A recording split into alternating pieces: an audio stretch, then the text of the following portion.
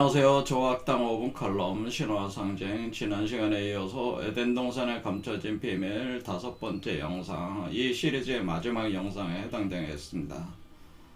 본 시리즈는 기독교의 핵심 사상으로 전 세계 아주 극소수의 기독교인들만 인지를 하고 있는 내용이라고 제가 말씀드릴 수 있습니다. 에덴 동산 신화에 따르면 에덴 동산 중앙에 지식의 나무와 생명나무가 하나의 뿌리를 공유하면서 얽혀있는 구조로 되어 있다.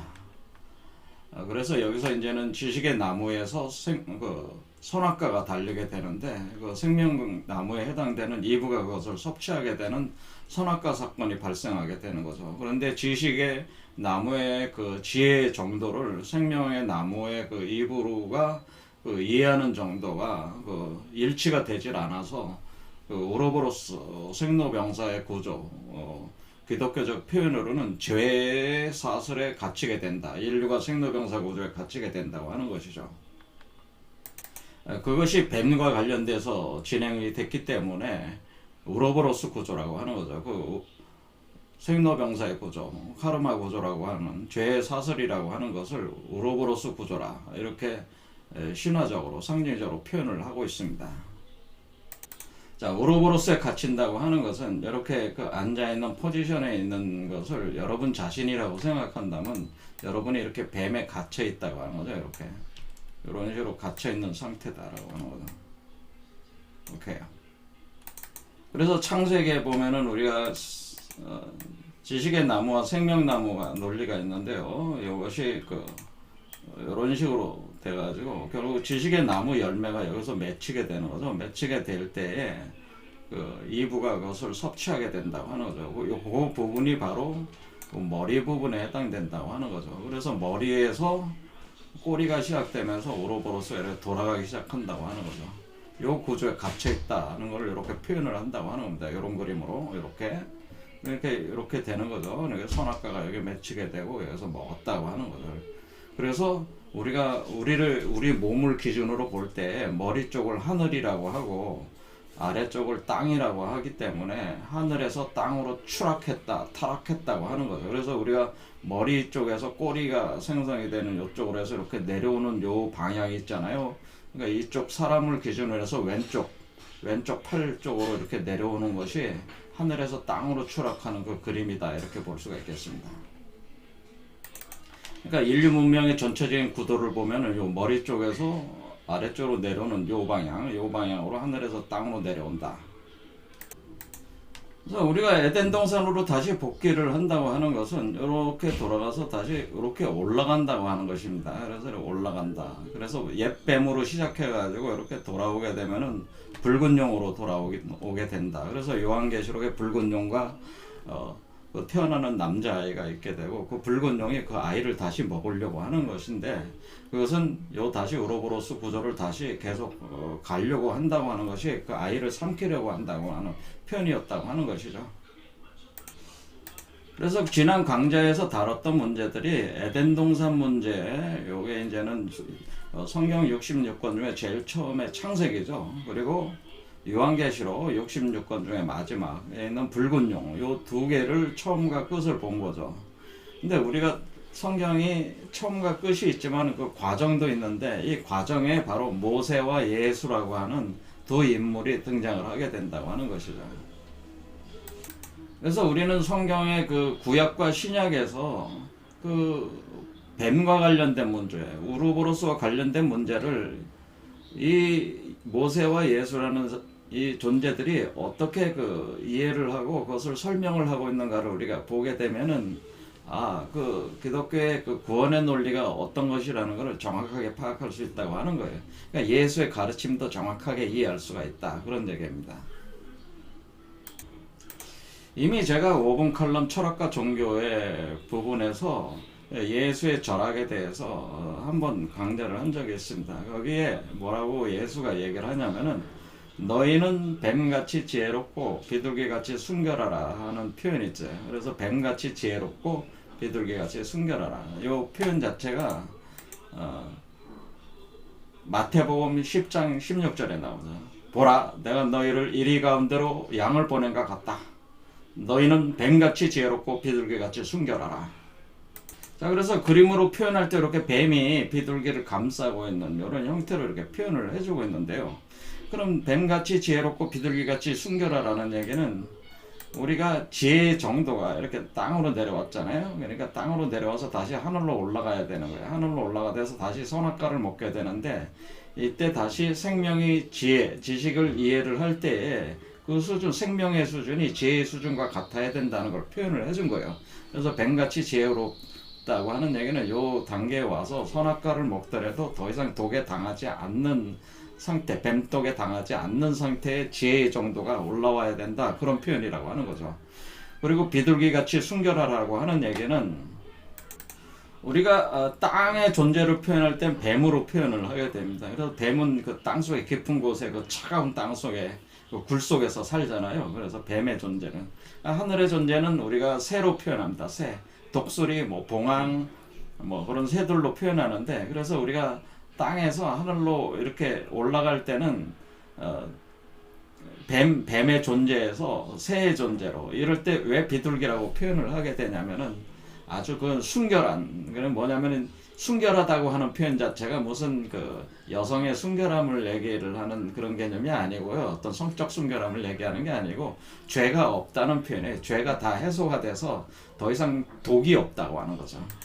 비둘기같이 순결하라는 얘기는 더 이상 몸에 카르마 수레바퀴, 죄의 사슬을 계속 가능하게 하는 몸에 뱀의 독이 다 해소가 돼서 깨끗해졌다, 그런 뜻이에요.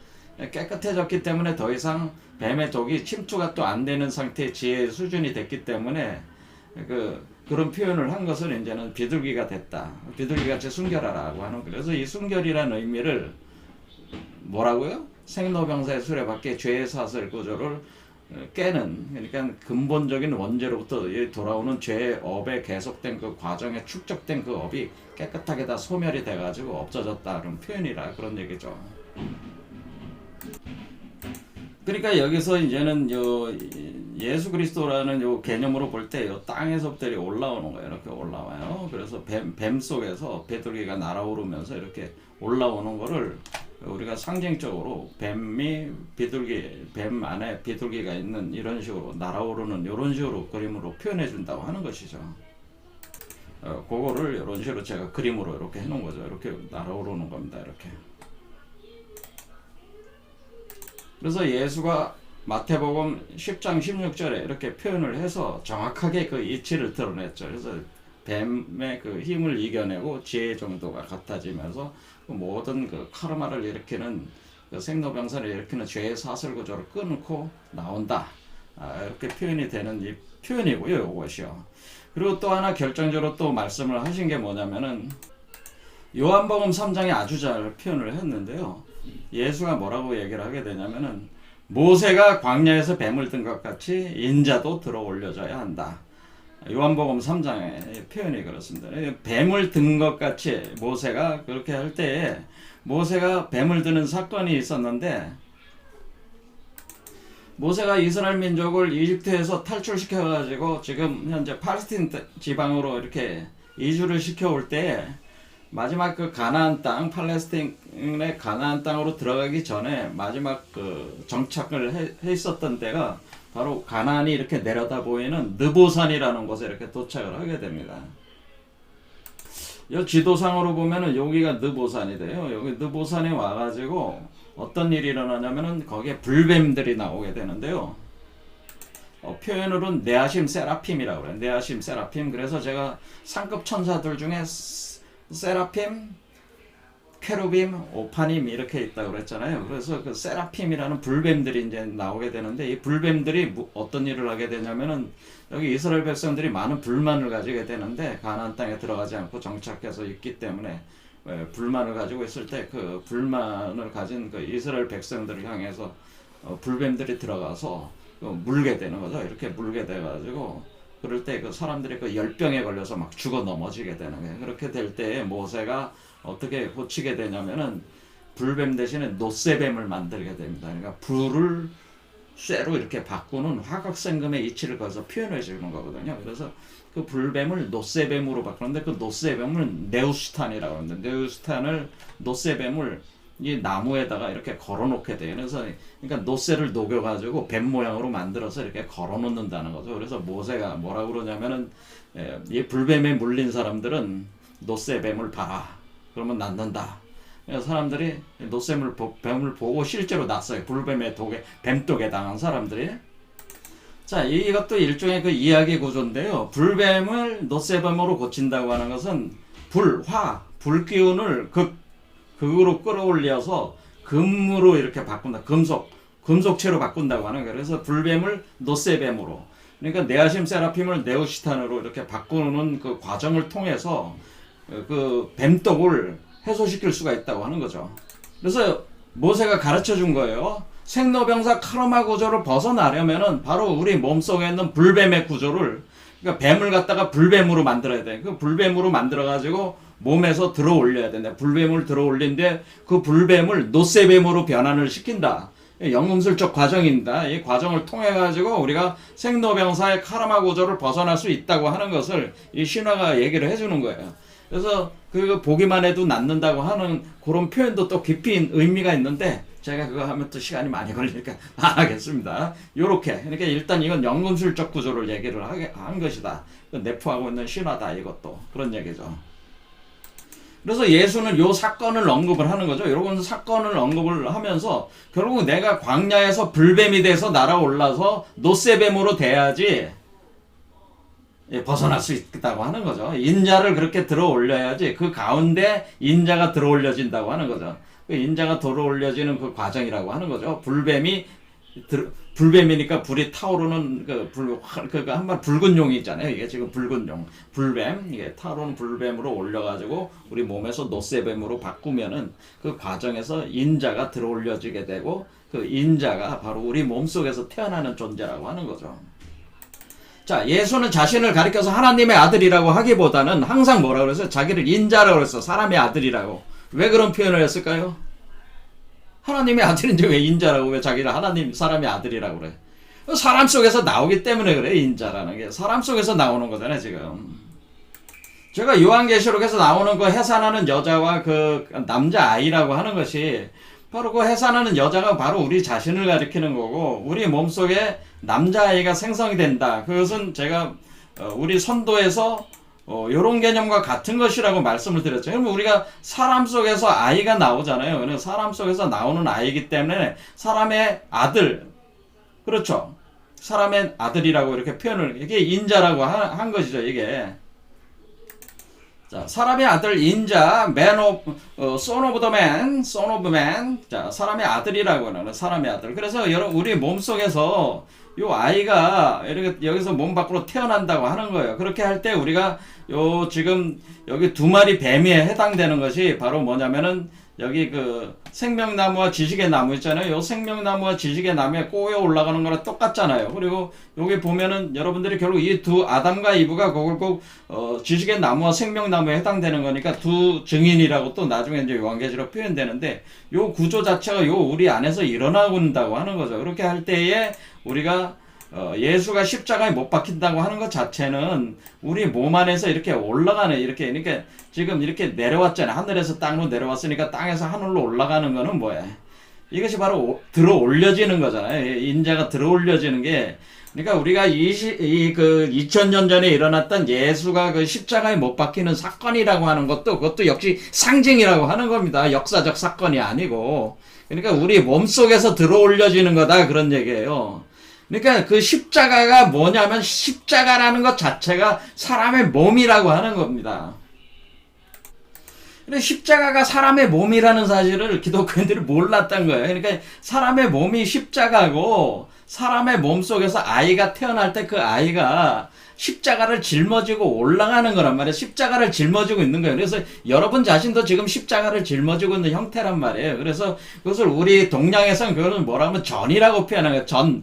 밭전이다. 그래서 여기를 하단전, 중단전, 상단전. 그럼 여기 십자가가 있죠. 밭전에 보면은 십자가가 있죠. 십자가 전이라고 한 거예요. 전이 뭐예요? 전이